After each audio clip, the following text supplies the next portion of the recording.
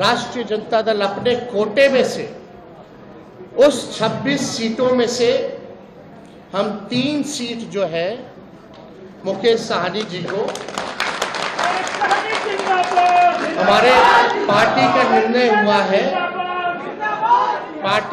हुआ कि 3 सीटें जो है वो मुकेश साहनी जी को दी जाए। लोकसभा चुनाव की सरगर्मी के बीच बिहार में महागठबंधन के सीट शेयरिंग का फॉर्मूला बदल गया है। अब मुकेश सहनी की पार्टी वीआईपी महागठबंधन का हिस्सा बन गई है। आरजेडी ने वीआईपी पार्टी को अपने कोटे की 3 लोकसभा सीटें दी हैं।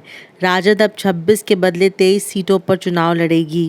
तो हम लोग इनका स्वागत करते हैं और साथ ही साथ हमारी भी जिम्मेवारी बनती है कि इनको साथ लेकर के हम चलने का काम करें और इनको भी सम्मान दें। तो उसी तर्ज पर जैसा आप लोगों के जानकारी में है, जैसा महागठबंधन ने ऐलान किया था इसी जगह पे कि 26 सीटें जो है राष्ट्रीय जनता दल चुनाव लड़ेगी। तो हम राष्ट्रीय जनता दल अपने कोटे में से उस 26 सीटों में से हम 3 सीट जो है मुकेश साहनी जी को हमारे पार्टी का निर्णय हुआ कि 3 सीटें जो है वो मुकेश साहनी जी को दी जाए। राष्ट्रीय अध्यक्ष जी का भी निर्णय है और वो 3 सीटें, पहला गोपालगंज है,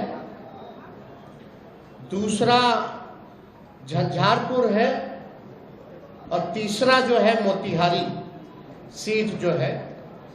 ये फैसला हुआ है कि ये 3 सीटों पर मुकेश साहनी जी की पार्टी चुनाव लड़े।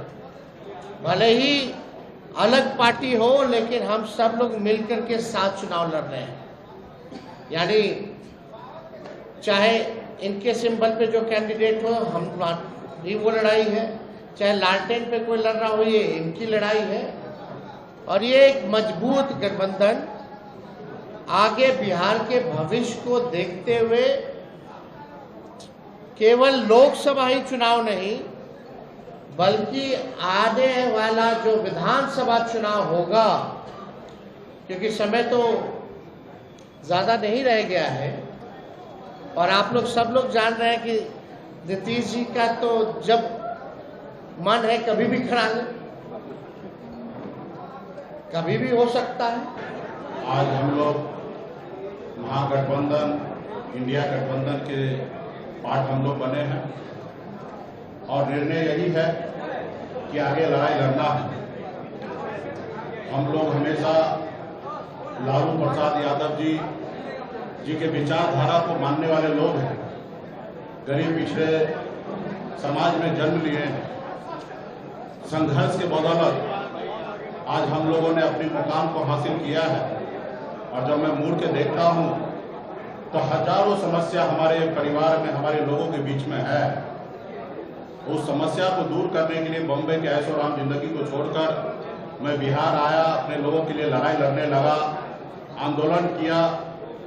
आंदोलन से हमने एक पॉलिटिकल पार्टी बनाया और आपने देखा कि किस तरीके से हमने संघर्ष करने वाले लोग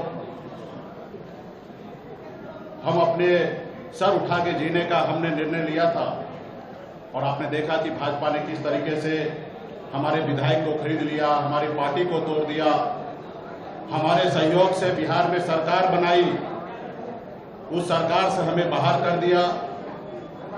और अब पिछले 2 सालों से संघर्ष में कर रहा हूं, गांव-गांव में घूमकर अपने लोगों को जागरूक कर रहा हूं कि अपने अधिकार के लिए लड़ाई लड़िए।